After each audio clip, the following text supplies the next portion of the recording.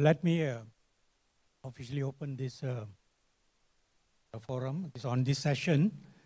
Dear delegates and participants, welcome to session 1 of the summit, that is Future Proving Skills, Preparing Learners for the Changing World of Work.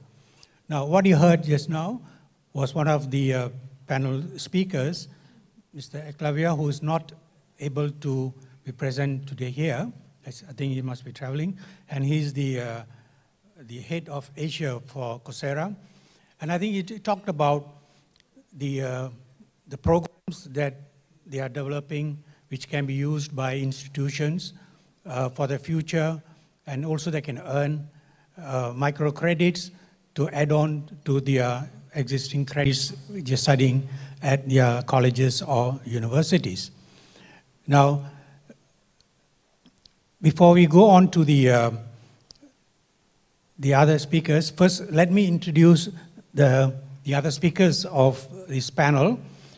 Please welcome the following speakers. We may not go through their CVs because they are already in your folders for want of time. So please put your hands together to welcome the following panel speakers. Mr. Rajasingham, co-founder and managing director and chief future officer. It's a very nice name, future officer, BAC Education Group. And we have Mr. Anthony Rajadevdas, who is the managing director and senior client partner of Ferry Malaysia. And yeah. We also have Miss Michelle Sagan, who is the managing director, lead full services, sorry. And we have, sorry? Sorry. Oh, sorry, I mixed up. Yeah, sorry. Yeah, Ms. Michelle Sagan is the director, workforce transformation consulting, PwC, sorry. Yes. And we have Ms. Nina Adlan Disney, Managing Director of Leap Ed Services. And also welcome Professor Dr. Rogaya Binti Abdul Razak, who is the Dean Faculty of Social Science and Liberal Arts, UCSI University. And also welcome Professor Major Dr. Engineer Chin Yu Sin, who is the President of Asia Strategic Research Center. So these are all your panel speakers. Now, the format here is more like a Davos system, whereby they're not going to present any slides or any talk. Yeah, they will be asking some questions which will be going around, and end of that, after all the questions have been answered, then we will open to the floor for question and answer session, and hope we have sufficient time. I think we have to stop by 11:30. So let me start with the first session, whereby the first question, which will be open to each panel member, and they can say about 2 or 3 minutes of their understanding of the future proving. So the question goes like this: what is the significance of providing with future proving skills in your respective field of expertise? Now, we have to also bear in mind the happening in the country as it is now. The number of students sitting for SPM looks like it has dropped. In the past, we used to have, when you see in the papers, about 450 or 460,000 students sitting for SPM. But this year, recently we saw about 380,000. So the number has dropped. Where are they? Have they dropped out before reaching SPM? That is one issue. Number 2, even after finishing the SPM, the number of students who continue post-secondary education also has dropped drastically. It was reported in the paper sometime last year, about 50 to 60% do not pursue further education post-secondary. Let it be TVET or higher education in colleges, universities, is the same. And also, TVET being a very important key to the development of the nation, we also find that students are not keen in taking up these courses, because it was also reported in the press that in the ILP's Institute Latihan Perindustrian, big number of students, although it is free, they're given pocket money allowances, still about 50% of them are turning down their offer. So this is a big national problem. In fact, morning when we were talking to the Deputy Minister, we said this has got a great impact on the human capital development and therefore for the investment in the country. So this is to put forward the situation of the education system in the country, although all of us are here trying to build up education, but we need the numbers. If the numbers are not there, even the education sector, we have sustainability problem, and also for the country as a whole, we're going to have the human capital problem and indirectly affects the FDI. Yep. So we start with Mr. Rajasingham for your first to answer. What is your view? Yeah. My view. Selamat pagi semua. Okay, how do you say these things in 2 to 3 minutes? First of all, why do we have less students wanting to go into university and less people doing the SPM? Once we move the PT3 and the UPSR exams out, there is no exam. Hence, the first time they're really going to be tested on a national exam is at SPM. These students are not ready. Hence, you will now see more and more students dropping out in the earlier years. So that is one of the reasons. The second thing is, the new Gen X has got this whole instant gratification type of thing that they want to be on. So when they are 19 or 18, when they come out, they're not looking at doing a pre-university course, a 3-year degree, that whole route, which has been a route that's been there for so many years. I mean, there's this statement before that was made. If Rip Van Winkle went to sleep in the US in the 1700s and woke up 200 years later, the only thing you recognize is the education system. The same is true here. So the whole thing of people going through a fixed, rigid program, year 1, year 2, year 3, take exams, sit there and study the same thing, is because we don't realize that education system was based on preparing people to work in factories. The whole school system of wearing the same uniform is similar to factory workers. It was so parents could go work in their factories, these kids be prepared and go out. Now, the work they were trying to prepare them for was to do something very simple and basic. A lot has changed. Unfortunately, with automation, most of those kinds of work are going to be taken over by robots. Amazon has let 100,000 people go in the last 2 years. So if you do the work of a robot, you'll be replaced by a robot. The problem with our education system is the change has to be done right from the onset, from primary, even kindergarten, primary, secondary, and then send them. What universities have to understand is our customer is not the student. Our customer is not the parent. Our customer is industry. We are like a factory who are producing these graduates, and the question is whether industry wants them. The problem is we're not doing our job. Now, it's not to say industry shouldn't take some of the responsibility and also be ready. So let's look at this whole thing from a broad point of view. I look at it as 3 things. The first thing is relevance. We're going to have to see how we're going to produce graduates who are going to be relevant.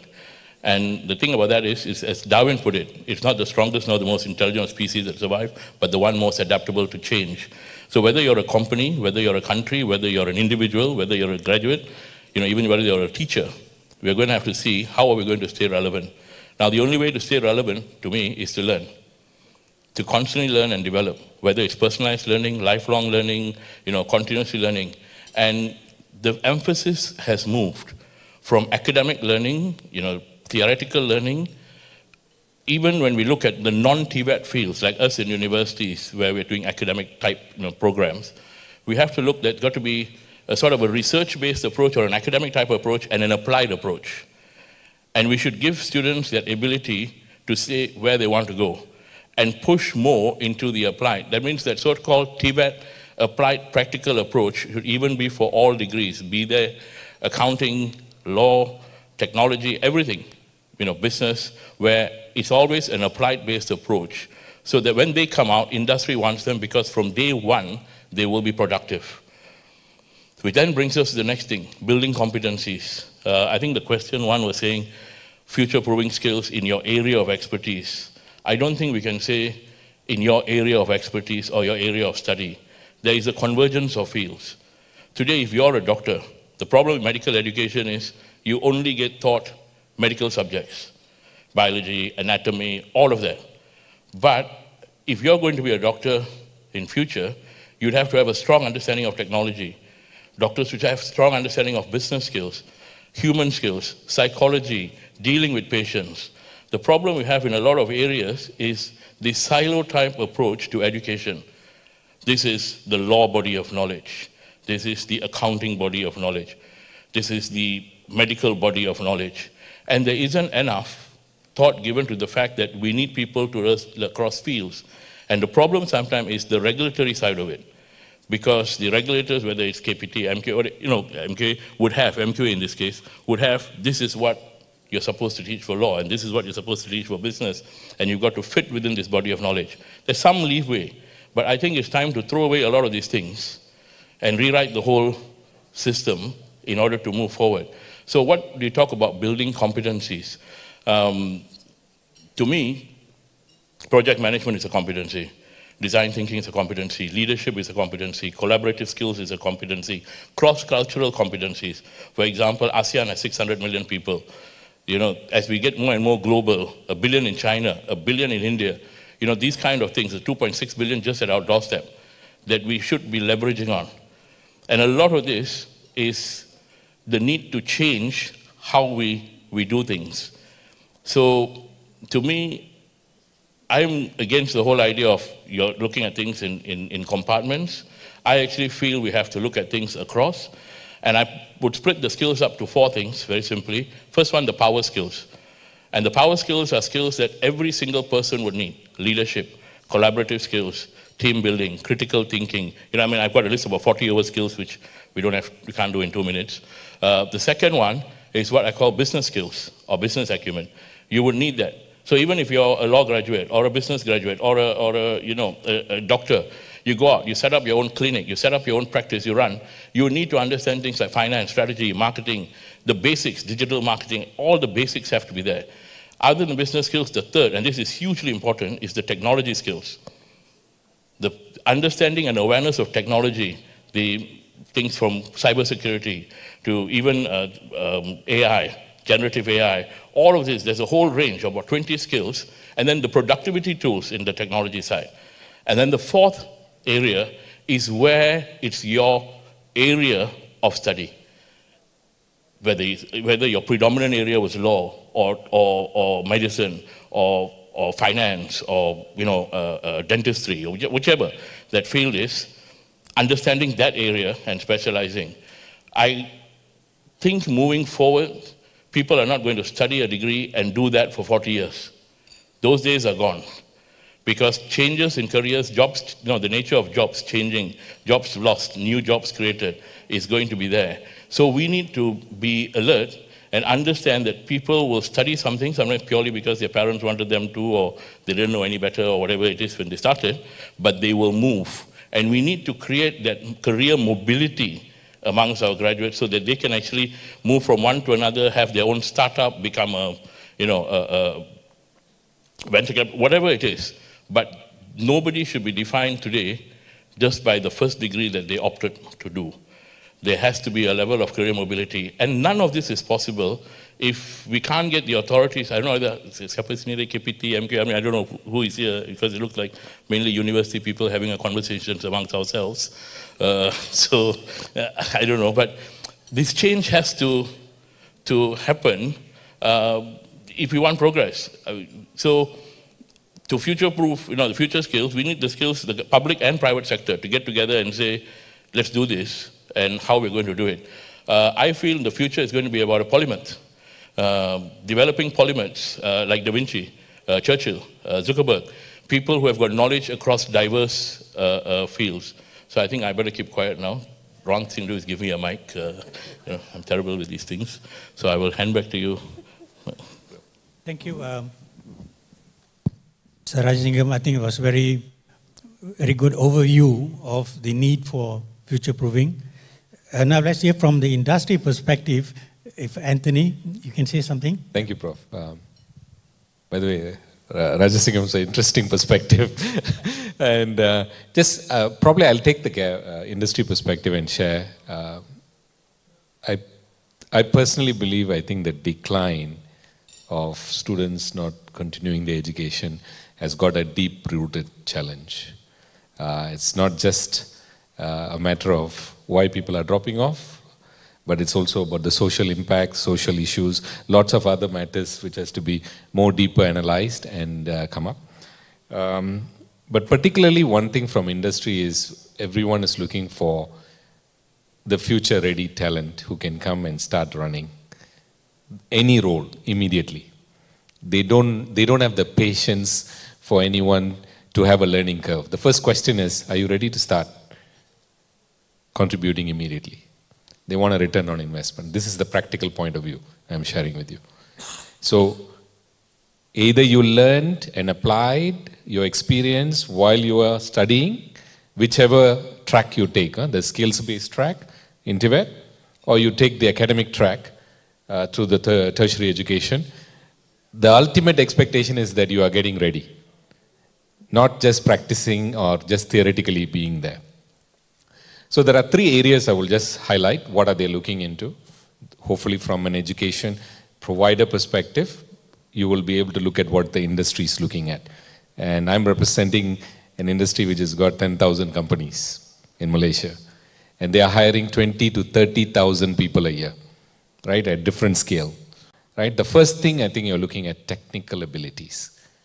I will just call a large overarching statement, which means you can be in the digital track, you can be in the semicon track, you can be in the mechanical track, mechatronics track, whichever track you are. So that technical ability, whichever field, medtech as well.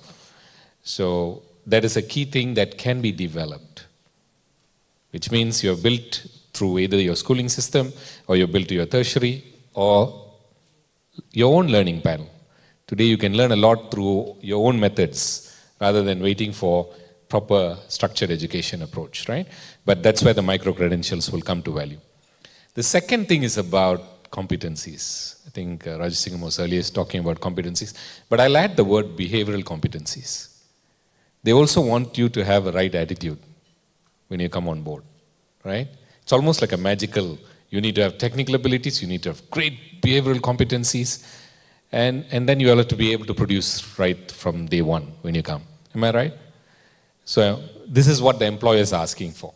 But reality is, are you prepared for that? Are you being prepared for that? Either through the schooling system or through the education track that you have taken up. Right? So that's the second part. The third one, a new dimension is, it's not so new, but I think post-pandemic it has become more activated, is what we call as a personal identity. So every individual, whichever generation you come from, you bring your own identity to the role. And I'll share with you a real conversation I had. BA in sociology, I'm interviewing someone who is now currently composing music, all right, and would like to do social impact projects. So I asked, what is your ambition? He said, I like to continue composing music, which my parents think does not earn anything for me, but it's my passion. However, I would like to have a decent paying job while I do that. So while I compose music, I want to continue to have a decent paying job. So which means they are able to look at what their passion is. At the same time, they want to be part of a role. So it's almost like dual employability, right? One covering my passion, the individual's passion, and the other one is for earning capacity. This is the mindset of the new generation. So that personal identity comes into play. Now, from a company perspective, let me just wrap up with that. You would have heard about build, borrow, and buy, concept of talent, right? How companies look at it. Building talent means they need to have investment to build talent within the organization. Buy means you hire someone from outside, right? Borrow means you are able to contract them for a short-term perspective. There's a new one which is called bought. So build, buy, borrow, and bought. So you got the BOT, yeah, like the Autobots, but there's also automation as part of the journey. So these 4 Bs are now creating a revolution for companies to be more competitive. If they need to be competitive and if they need to stay and grow their business, they need to be able to adapt the type of talent that can go across with that. Right? So with that, thanks, Prof. Back to you. Thank you, Anthony. I think you put a valid point there, is the attitude, Attitude is one of the most disturbing skills now, because we ask students why didn't take a particular job, he says very far away from a house. That is also attitude, and they want to stay within the family. Most probably could be to save cost, but attitude is a big issue now. Yeah. So next, pass to Michelle. Yeah, your views. Yeah. Thank you, Prof. So by 2030, 3.5 million jobs will be lost, but at the same time, 6 million jobs are going to be created. So the big question then is, where are these jobs going to be created in, and where is it going to be lost in, right? So we're looking at a dichotomy here whereby we're saying, look, we're going to see a lot of automation coming in, technology, digitization, shifting the way work is being done. But then what are we hiring for? And what are we then teaching, training, reskilling, building competencies towards? Right? So I think, if we're having this conversation from an industry perspective, what we've seen so far, in consulting for organizations, is that a lot of it is about understanding human-machine collaboration, right? So when you have machines coming in, like the bot that you're talking about, the fourth B, right? Then what about the human side of things? Which parts of the human aspects of work is going to shift? Are we going to remove jobs? Are we going to see job loss? Or conversely, are we going to see a war on talent? Are we going to see talent scarcity in different areas? So what's happening, right? So I think one very key question we need to ask ourselves in the room is, are we building skills, knowledge, learning, experience on both sides of the spectrum? Not just the machine side, where we're learning about tech, but also very much on the human side. Like Rajasingam was saying earlier, right? It's not, nowadays, right? It's not just about one career trajectory, one career path, right? We're looking, last time we used to say, we graduate, we go to work, we get a nice job, we get promoted, we get married, we have 2 children, we buy a house, have a car, right? It was just that same trajectory, and then we move up the career ladder. But a lot of times now what you're seeing is people looking for that sense of meaning, that sense of purpose in the work that they do. And the career trajectory can be not just vertical, right? Or just a straight line anymore, right? It's very squiggly as you move from one role to another, one career to another.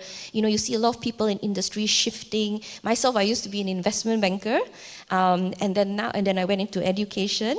And then now, I'm doing consulting, right? And that squiggly line requires us to understand what are the human skills that can be brought from one role to another. So even as we're building machine skills, even as we're building tech skills and digital skills, what skills, other skills that will allow us to build the human side of aspects that we can take from one role to another. So when we're consulting for organizations now and we're looking at transformation in workforces, we're asking them, how resilient is your workforce? How agile it is in learning to change, in continuous learning, in investing at an organizational level, the ability to teach your people. So not just on a tertiary level, right? But postgraduate level. And certificate level, right? Are your people being reskilled along the way throughout their career journeys? That's very important. So we're seeing a shift now from roles before, if they were T-shaped, right? T-shaped roles, where you are very specialized and have in-depth knowledge in one area and very superficial knowledge in others. we're looking at it shifting now to V-shaped roles, where you actually have knowledge that can cut across transferable skills, transferable key leadership competencies, like we mentioned, because then when you shift, when technology shifts and you shift with it and you keep rebuilding your machine skills, your human skills need to be able to evolve so you can manage different departments, you can lead different teams, you're agile, you can move throughout the world and be culturally aware of how to manage people from diverse backgrounds. So this V shape actually also now is moving to a W shape, right? So we need individuals who probably have specialty skills in 2 areas, but a lot of wide-ranging human skills as well. So I think the question then becomes as well, as much as we want to educate people in regards to the machine side, how much are we doing to build real behavioral competencies as well, right? And how much are we allowing the Gen Zs, right, who are hungry to bring their thoughts, their talents, their critical thinking, they want a voice, they want inclusion, to allow them to build these human skills at the university level, so that they're not just absorbing, but they're actually projecting their thoughts, their knowledge, and their experience outwards. And if they feel that they can contribute at university, then what's stopping them from contributing at the workplace? And this will keep them motivated and will give that sense of meaning in their career projection and progression as well. Yep. That's it. Thank you, Michelle. I think she put a very valid point. How resilient are your graduates? And I think the expectations are really very high. Looks like the multiple skills, additional skills other than subject knowledge needs to be taught at colleges or universities. I hope the operators of colleges and universities here will take a note of the type of expectations is needed in the industry for employment purposes. Thank you. So next, we'll hear from Nina. Over to you. Hi, everyone. Okay, I'm going to take a step back and go back to our basic schooling system because, you know, if we don't fix what happens at the beginning, we have no hope further up. And I'm going to frame my comments around 5 C's. First C, curriculum. We've heard this morning Deputy Minister talking about the curriculum review. To me, you know what? It doesn't actually matter. Have we got the best curriculum? No. Have we got the worst curriculum? No. It's not what is in, it's not the content of the curriculum, it's how that curriculum is being delivered. And that is where we are woefully lacking, ladies and gentlemen. If any of you have stepped into the national schools recently, in the majority of classrooms, you will see a very unengaging environment, right? I mean, can I just do a quick straw poll? How many people here have children or grandchildren in national schools? Okay, right? A handful. And I think this is a terrible indictment. People have either left to go to national type schools, vernacular schools, private international schools.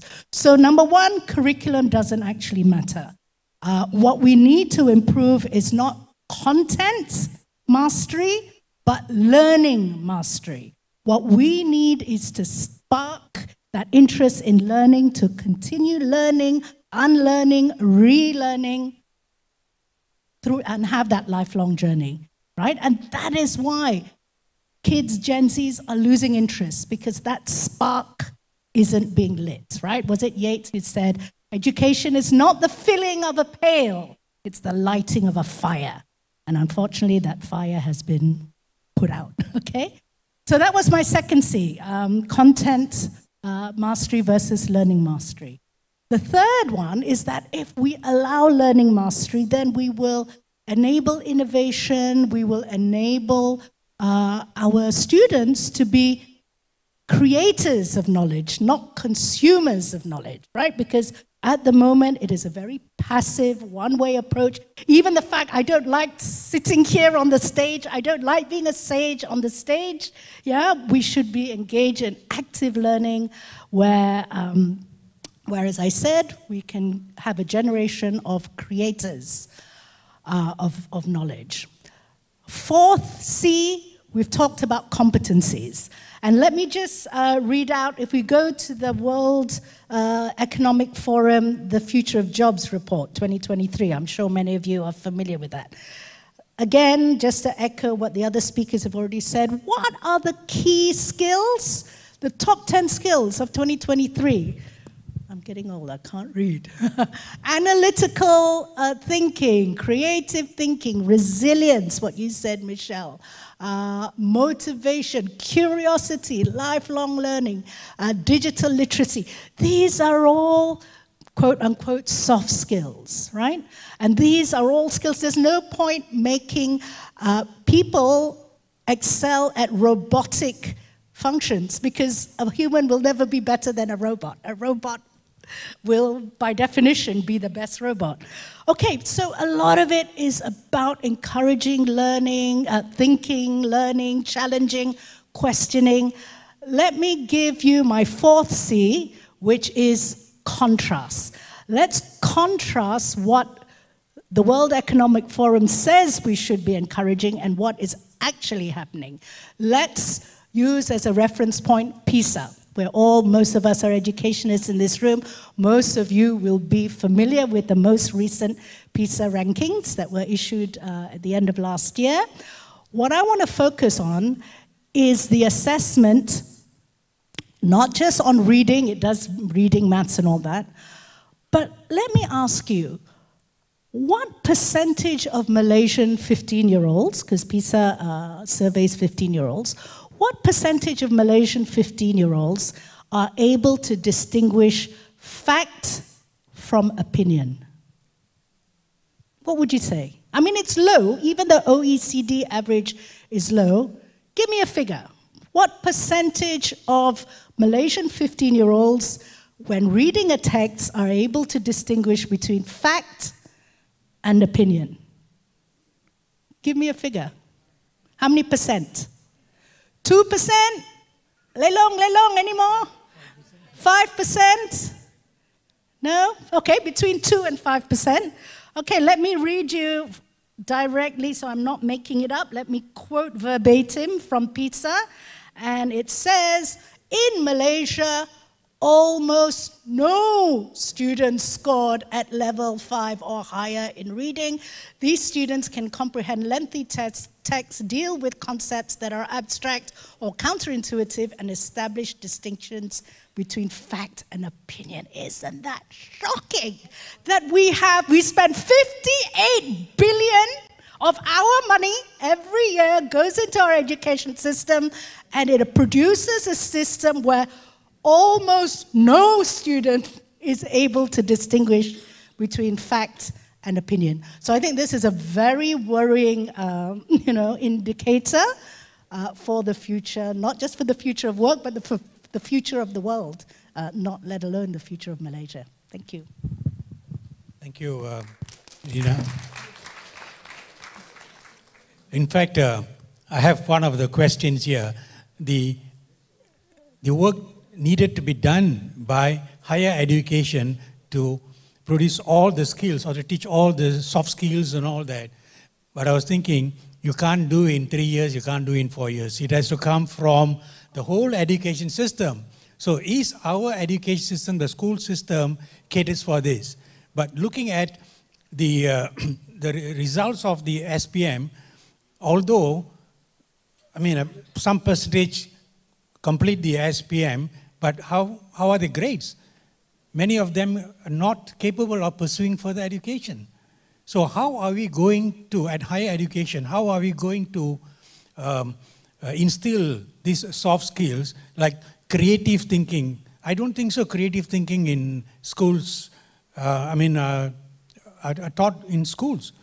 Because if you're given a homework, you go and copy somewhere and bring back. Where is creativity? But in higher education, they don't do that. Because given a project, we put in the software, turn it in and say whether it is genuine. And now with AI, chat GTP, I don't know how they're going to do it. And you got more software. So it all goes down to the school education, and in higher education, within the 3 years or 4 years, I think we can't do miracles. Thank you. So let's hear from Dr. Rogaya. Prof. Rogaya, please. Hello. Hello. Assalamualaikum. Selamat pagi. Good morning. I guess I represent another perspective from the university.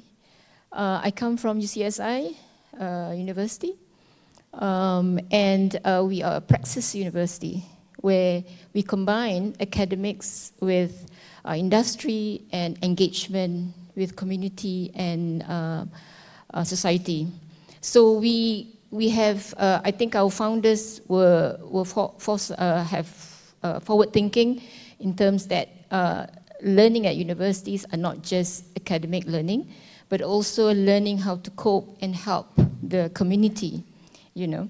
I think change actually is the constant thing in our lives. If we don't change, then we are just dead wood, so we have to change. So that is according to the Greek philosopher, that change is the constant thing in life. From the pandemic, I think the universities changed a lot. From the chalk and talk, the PowerPoints, physical, face-to-face, we then, at the blink of an eye, because of the COVID, changed into platforms, digital platforms like MS Team, Zoom, and the rest. And we immediately adapt. So I think one of the things that universities learned from what has happened currently is we need to adapt. Adaptability is very, very important. So when we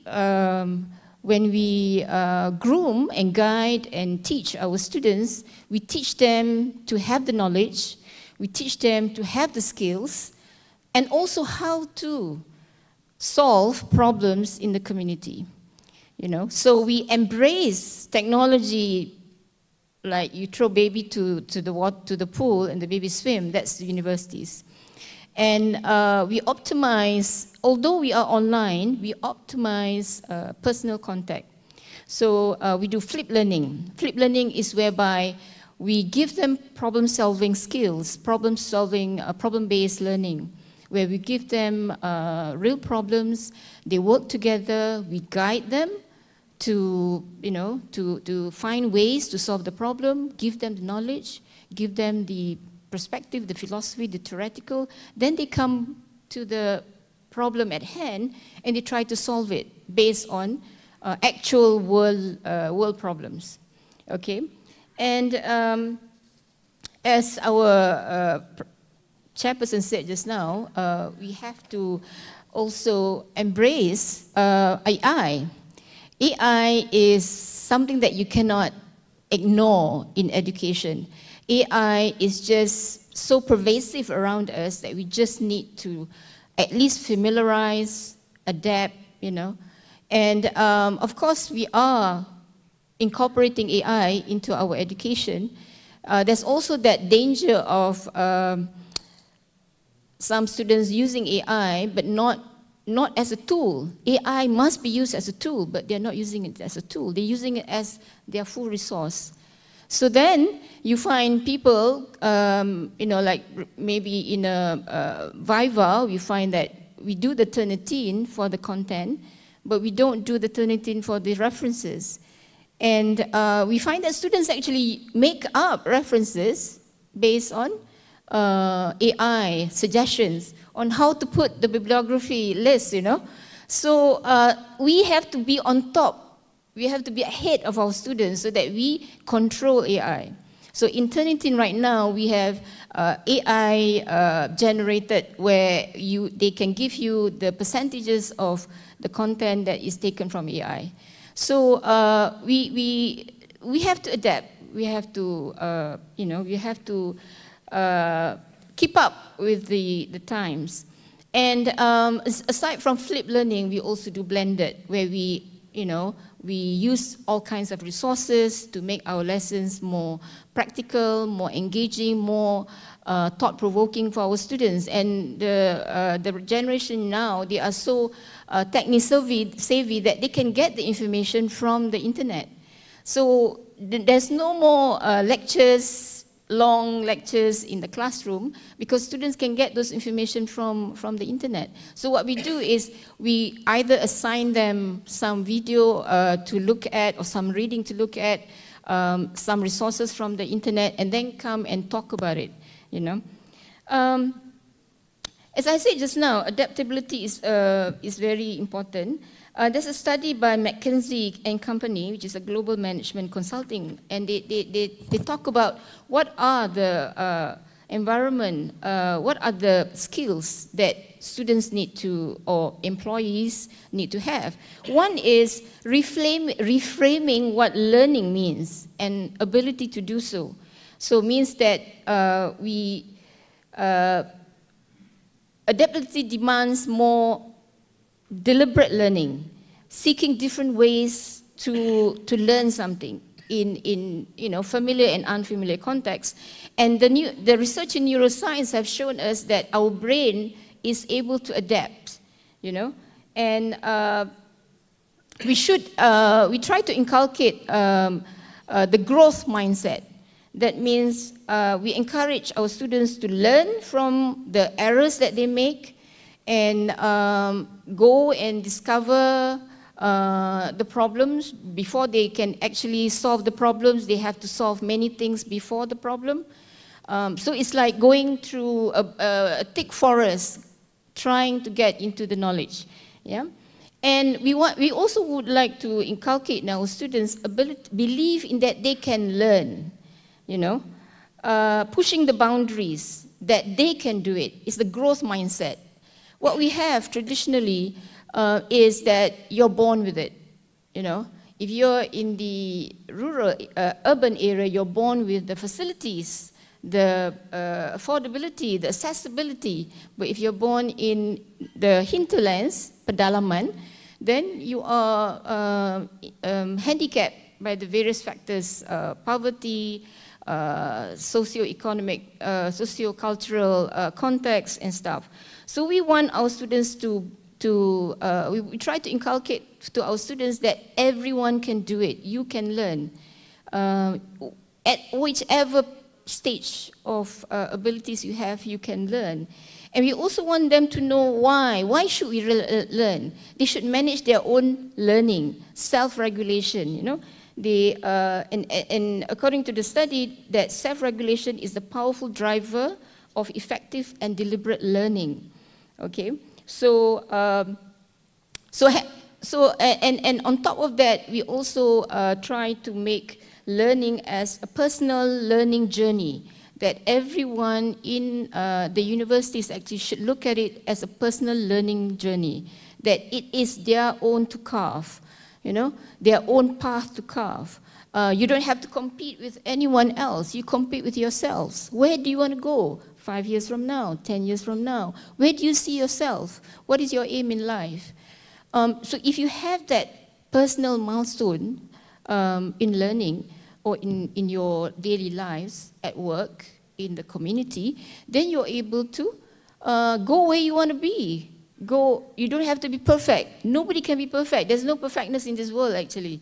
You know, the recent events in the world have shown us there's no perfect democracy, there's no perfect peace, equality, you know. So we carve our own learning, right? So when we plan our learning, then things will fall through, will fall in and follow through because we decide what we want and how we want it. So we try to inculcate that in the universities, and of course we need to have the EQ, emotional intelligence, in that our students go out and do community work. Like in my faculty, we have psychology, English, mass comm. They go out. Part of their assignments are doing projects for the community.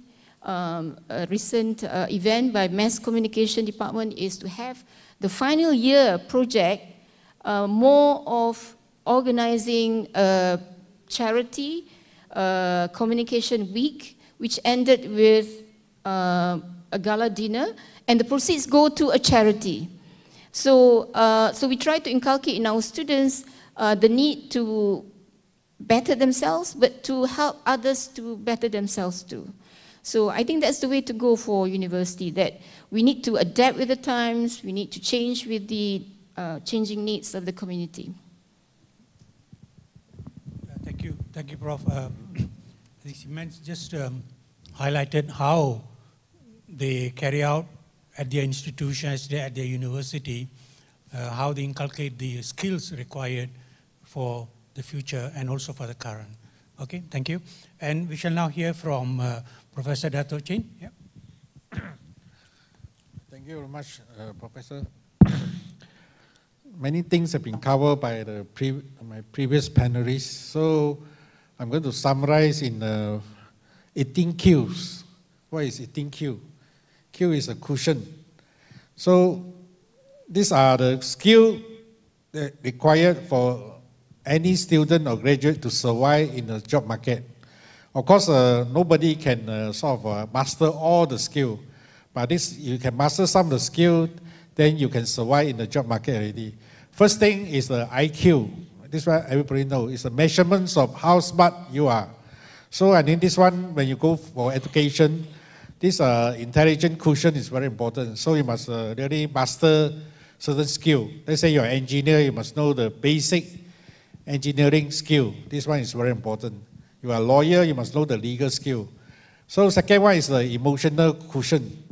This one is more important when you're in the job market. It's more important than your IQ. When you have a very good result from this university, you got first class honors or second class upper. This one is the entry qualification for you to work in your workplace. But later on, where you can progress with your career is not so much dependent on your IQ already. It's more on your emotional quotient. It's how you deal with people and how you handle people, especially in the business field. What I call the personal relationship with other people is very important, rather than your technical skill or any other thing. Third one is the adversity quotient.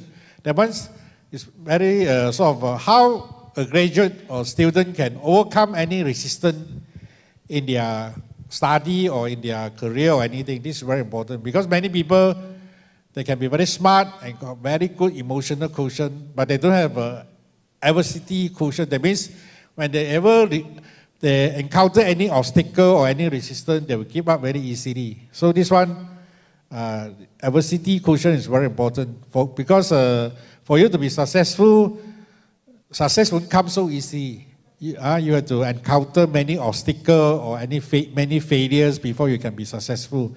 Just like President Lincoln, Lincoln University is here. So President Lincoln failed so many times, finally become the president of this United States of America. So that's why the adversity quotient is very important for any person to be successful in life or in anything they are doing. The fourth one is what I call the CQ. What is CQ?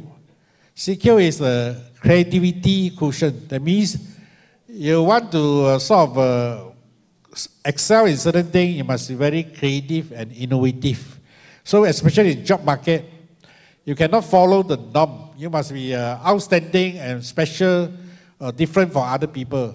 Just like in marketing, you cannot sell the Me Too products. That means everybody's selling the same products.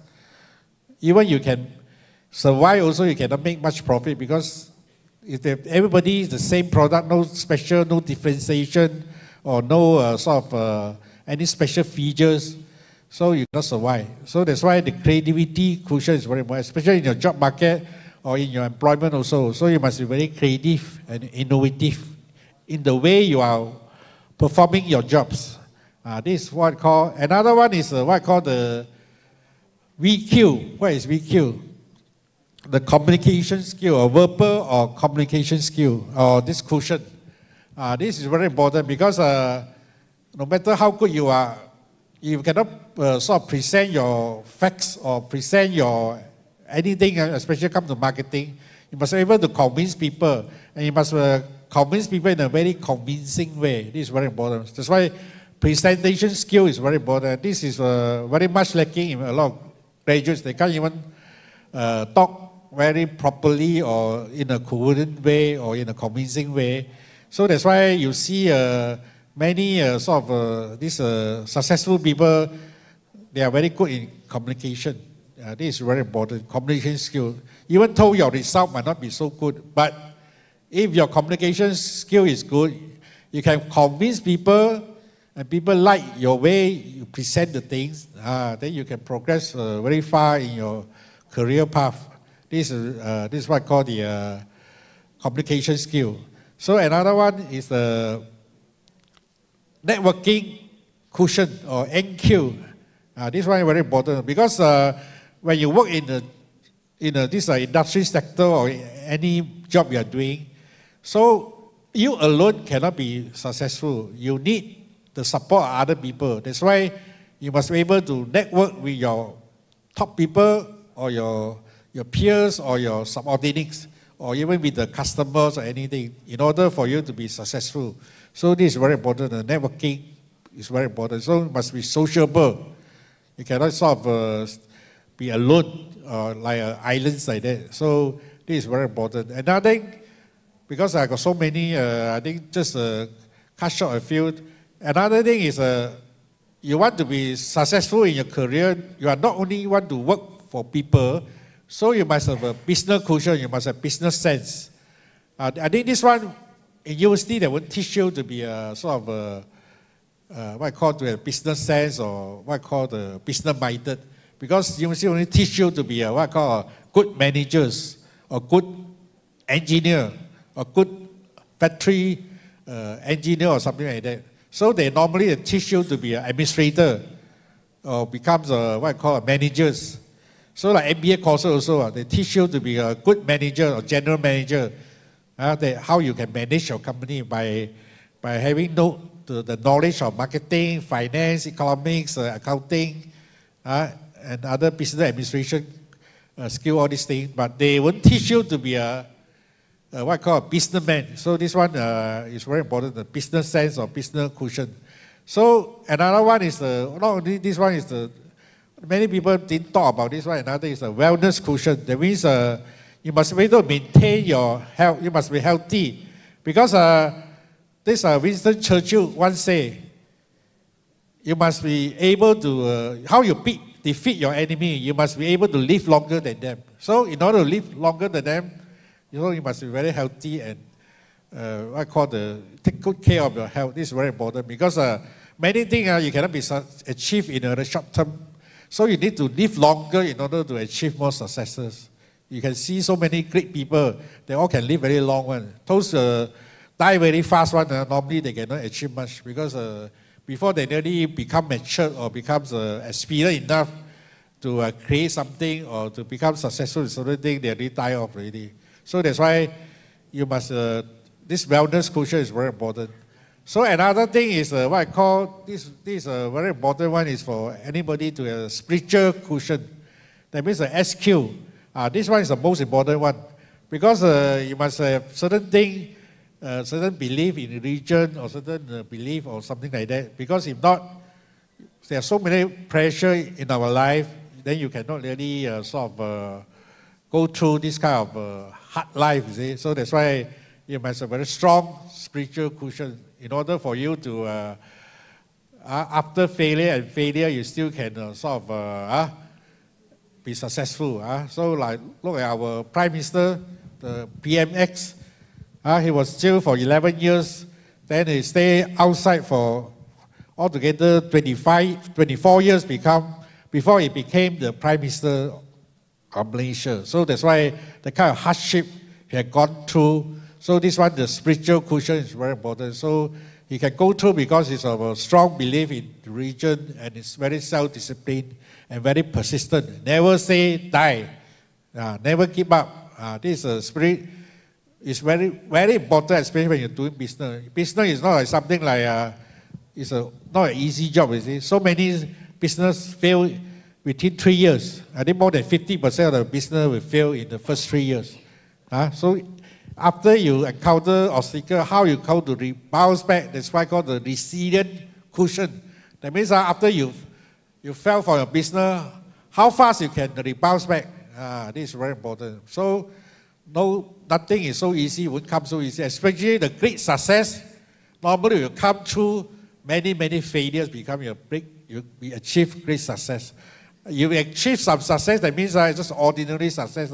And then that one also, it will not last long also because it's ordinary only. But those great people, normally they encounter so many failures in their life, like Deng Xiaoping, the father of modernization in China.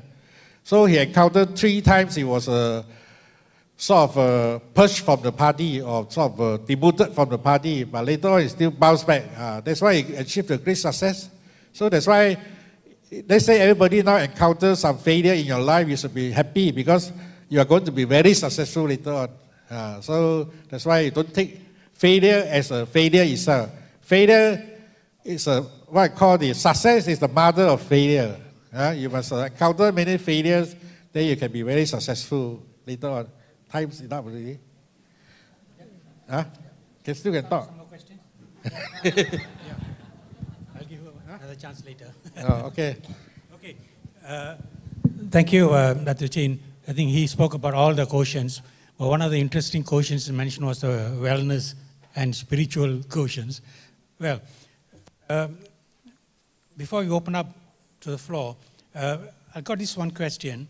While we are talking about providing future-proofing skills, employers are complaining that the educational institutions of higher learning are not producing employable graduates, industry-ready graduates, let alone skills for the future. Is this fair? Are employees providing the necessary support? What is your take on this? Dr. Rajasingham, would you like to respond to this?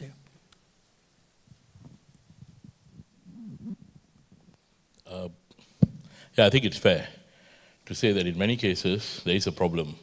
But I think actually all stakeholders need to come together to sort this.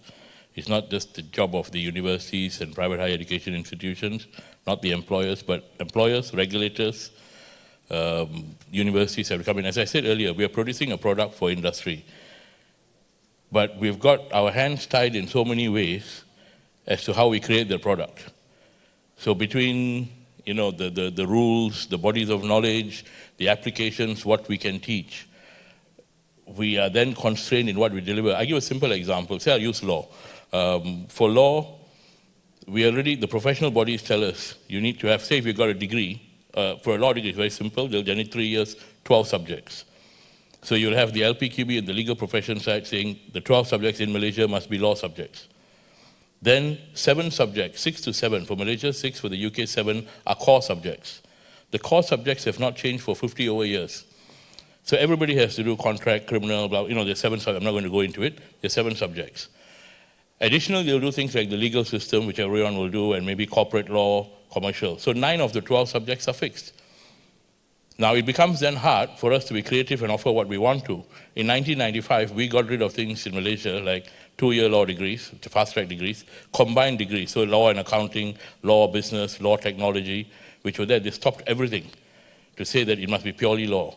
Now, and a 3-year degree. Now, once you do this, you then kill the diversity in the legal profession because everybody is there coming out like a robot. Now, what we have done is, with a lot of fighting, I've managed to bring in new venture creation. So business is brought in, legal tech, project management skills, which we've brought in as additional, but we're unique in that sense as our USP. We've got Coursera, I was here earlier on Coursera campus. We have a tie-up. So all our students get access to Coursera in the Malaysia Book of Records. The highest number of Coursera, LinkedIn learning certificates are our students and our staff. But these are things we are doing over on top. I have lecturers, so I give a simple example. Today, to get a teacher to teach, we get a teaching permit. And the teaching permit requires them to have go for a medical. Now, look at me. I'll probably fail it today. So, what's so strenuous and what's so difficult that our teachers are doing in class that they need to go for a medical? And then I have problems getting industry experts or someone to come in and say, go for a medical, and then they'll sit and procrastinate on that for a couple of months. So I think we need to go back and look at it. We are trying to change, but we still have to do everything that we are asked to do, and then add things, which then increases the load on the student. So there needs to be dialogue, which is why I was asking earlier, MQA, are they here? Because we need to engage with them and sit down and sort of say, guys, can we meet halfway? The whole silo, the bodies of knowledge are not going to work in the future. The computer science body of knowledge, some of it is like 30 years old, 20 years old. Yes, they will change it. By the time they change, it needs another change. So there has to be greater fluidity. Now, industry on the other hand says, I want this industry-ready graduate. Now, we have solutions actually to get people industry-ready very quickly. And we're trying to do, whatever we can, and we're doing what we can.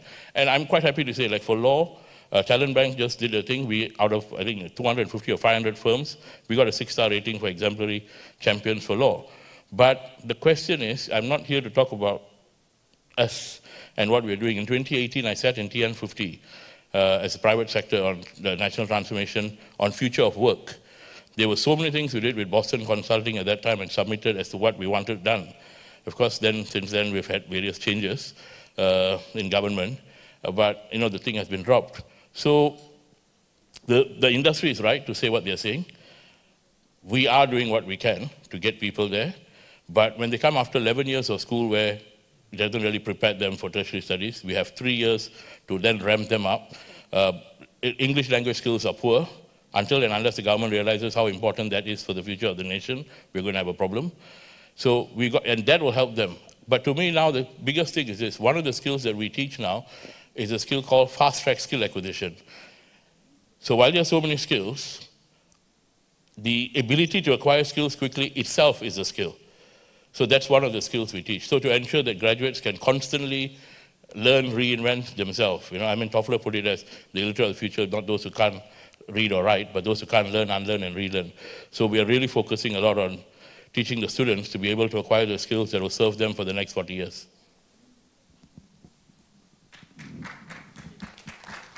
Thank you. I think at association level, we have put forward to the ministry to remove the requirement of having a teaching permit, because public university staff do not need teaching permit. This is an archaic rule. I think after the May 69 incident, they want to check all private school teachers, where the background and all that. So it's no more relevant now. So we have put forward a request that to remove the need for teaching permit. Hope it works out. Do you have time for question and answer? Yeah? Can. Okay. Sorry, we don't have much time. Are there any questions from the floor? Relate to 1 or 2 questions? Yes, please. Yes, Dr. Sajina? Yeah.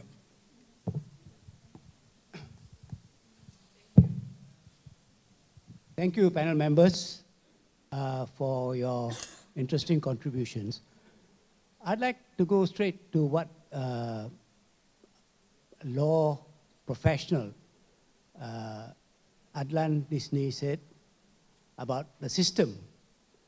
I think one of the things we have to say is that all our problems is with the system.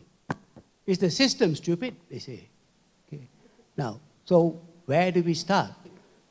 I appreciate what the industry needs, but there's also a thing called where do we start? I believe that we need a two-pronged approach. It's very good to look for the graduates and also people who can fit into the industry. But like you said, rightly, billions are being spent. Where is the money going? Is it going to educate teachers? And do the teachers teach? Or do they interact with the students? So why are we producing low-level students from the schools? What is the primary level? Aren't they going down to the lowest level, to the children, to the kindergartens? It starts there, actually. Actually, it starts there. So the two-pronged approach is we have to start at the basics, and also, I believe, we have to do it simultaneously. We cannot wait for another 30 years for our children to grow up and then, become very competent. Any views on that? Thank you very much. Thank you. Nina, would you like to take the question? Quick answer to that. Another C, we need to start by confessing and admitting that we have a problem, right? Be it in English. For example, we have no shortage of excellent policies, blueprints. We heard about the digital education policy. I'm looking at Datin Azimah here. We've got a fantastic dual language program. No shortage of blueprints and plans and policies. Huge problem in execution. Huge problem in implementation. Huge problem in terms of ego, in terms of willingness to accept where we are, being honest about where we are, baseline, right? And then putting in data-driven and evidence-based interventions to fix things. A lot of things are swept under the carpet. You ask, where does the 58 billion go to? 90% goes on teachers' emoluments, on salaries, allowances. I have no problem paying teachers well, but if you are from a private sector, if 90% of your budget is going on emoluments, you want to sweat those assets. You want to make sure that you're getting value for money. And unfortunately, there is not that much. I think it's only 20 million, is it, Shen, on CPD for teachers. It's a tiny amount, like 0.001% on continuing professional development for teachers. And also a huge problem in that we're not taking action against, there is no mechanism to remove non-performing teachers. In 25 years, we have not removed one teacher, not one. It's a bit like the PISA, it's almost no. So you can do the worst thing. You can like not turn up at school for years. You can like sexually molest your student. You know, you can, what's that word, slewing. You can embezzle money.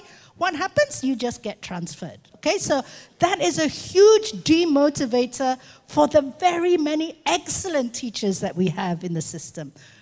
That's just my perspective from a social enterprise that works with government schools for the past 12 years. Thank you. Thank you. I think what she said is true. Most of the time, in fact, all the time, we do not talk about the elephant in the room. Yep, that's it. Wait, I think she wants. I just wanted to say. Yeah. Yeah, so how many of you in the room, when you're asked to put up your hands or answer a question, put up your hands and answer a question? 2. So these are 3 maybe. And this is the thing, right? So I've been teaching students, right, masters, I've been talking to MBA students, MCB, masters in central banking, etc., right? I've been teaching them, etc.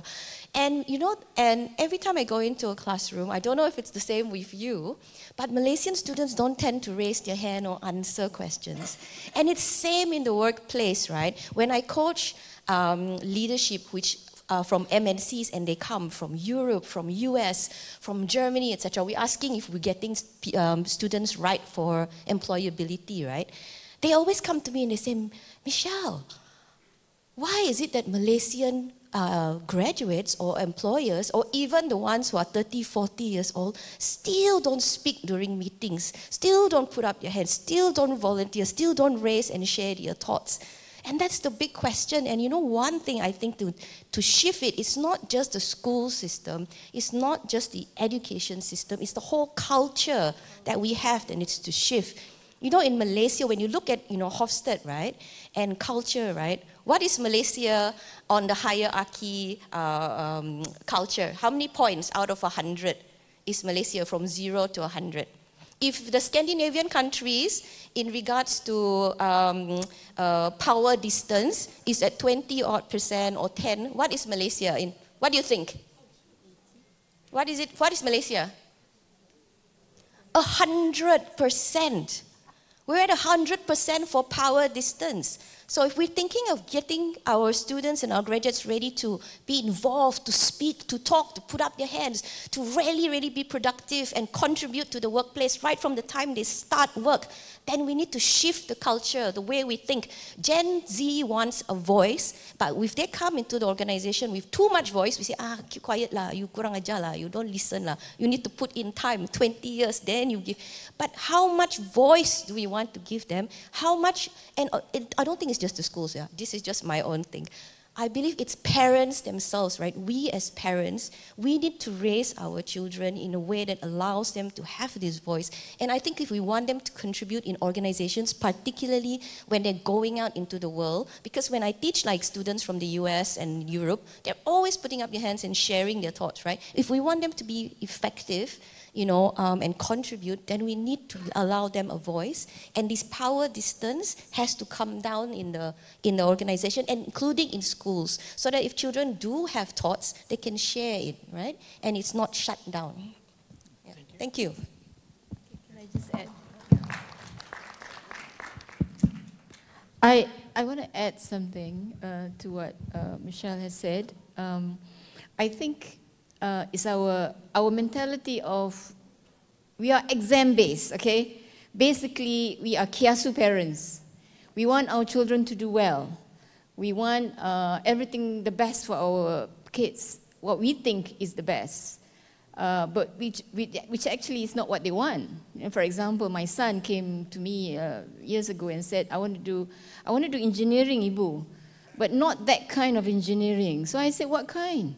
He says, the music and sound technology. And then we were so heartbroken, but we let him, we let him to be the other engineer. And he's doing well in an Australian company doing music and sound. So I think it's our culture that we are very kiasu parents, we are exam-based. But if we are learning-based, we send our kids to school for learning, then the attitude is, the approach is different. Like if you go to, of course, if like I brought my toddler kid to the US for my Fulbright experience, and the teacher said my kid who had 1 year of preschool was very good, intelligent. She could count, she could read. But the rest of the American kids are just enjoying themselves, learning through play. We need to know that kids learn through play also, not through just table and, paper and pencil kind of thing. And the other one I want to also touch on is how do we, the expectation of employers to graduates. I think learning is a lifelong experience. So learning, it's not the university's job to prepare 100% graduates fit for industries. That's my personal belief, I think. Because I think part of the learning is on-the-job training. Part of the learning is learning the new culture, the work, the interaction between colleagues. Yeah. Yes, Satina, you got a question? Yeah. Thank you, Satina. Not really a question, actually. It is very interesting to hear what the Deputy Minister was saying just now. I must say, as someone that's been in education for umpteen years, I must say that he knew what he was talking about. I hope so. He was totally off the cuff, and he actually dictated what I really wanted to happen in our country right now. Why people like me and many of us here, and Datin Azimah, for example, are still in existence, because we are not happy with the system. But at the same time, we are also pleased with some of the things that has been done. I will not look at it negatively in everything. I must say, talk about our teachers. We have one of the best teachers in this world. But what happened to them? Probably they were not given the opportunity to always uplift themselves. Our students, I had the opportunity in 2019 to bring our students in a group of them to Rome. From Kelantan, from Terengganu, they were creating their own creativity in terms of how do we help the society. Our students were one of the top. There were about 50 of them that we brought. So why do we say that our students are not good? Because they were empowered. Their teachers empowered them to create something new. And that is one aspect that I want to say. I feel bad if I say that the curriculum is not good, but Nina said we have great curriculum. Our teachers are lagged, are not able to deliver. I don't agree with that. They are able to deliver, but in a different capacity, because probably they were not exposed after COVID-19, COVID 2020. So things were different. Another aspect that I'd like to mention, I think it was not mentioned today, is collaboration. How do we, Ministry of Education, collaborate with the industry, collaborate with parents, collaborate with the different societies, university and so on? I think we are very slack in that. We do not allow people from the private sectors to come in, from different group of people to come into the Ministry of Education to tell them, these are the things that you should do. One thing that I really would like to see actually for the ministry to open up their doors, openly, with open arms, actually allowing people to also speak. I was mentioning to the Deputy Minister just now, we have never been invited. We have so much in our head and our brain to talk about the education system, but we are not given the opportunity. So I hope the Ministry of Education will open the door and allow us to say some things, but not necessarily you accept what we want to say. I had the opportunity with this Congress UMNO recently. I was incorporated in one of the 21. So we put in a lot of things there, and our chairman did a wonderful job, Congress Putra recently. I hope those suggestions will be taken by the Ministry of Education. It's a big challenge. Thank you. Thank you. Chatina, we got one more speaker. One more question? No? Okay. Professor, can I give the last comment? Yep. Okay, talking about the problem between the industry requirements and the education ministry sort of the curriculum thing. I think the main problem is because when the industry requirements at present, when you come to the education ministry for any changes in the university curriculum or colleges curriculum, there's some time left there, you see. Maybe it takes longer time, few years to get the curriculum revised. So by the time they revise the curriculum, the industry has changed their requirements again. So that's why there's always a problem there, the time gap. So there's only thing to resolve is the education ministry have to, or university have to sort of respond to the, what I call the requirements of what industry required now have to be fast. It will take 2-3 years to get the thing changed. By the time you change what I call the industry requirements also change already. I think that's the main problem, why there's always the gap between what the industry requires and what the university produce. I think that's the main problem. Thank you. Thank you. So we're coming to the end of the session. So just let me summarize in 1 or 2 minutes is that, so although all of us are aware that we need to produce future proof graduates, at the same time we are struggling to produce market-ready graduates even for now. And also some of the issues are not only at higher education because we have to do all the remedial work within the 3 years or the 4 years of study.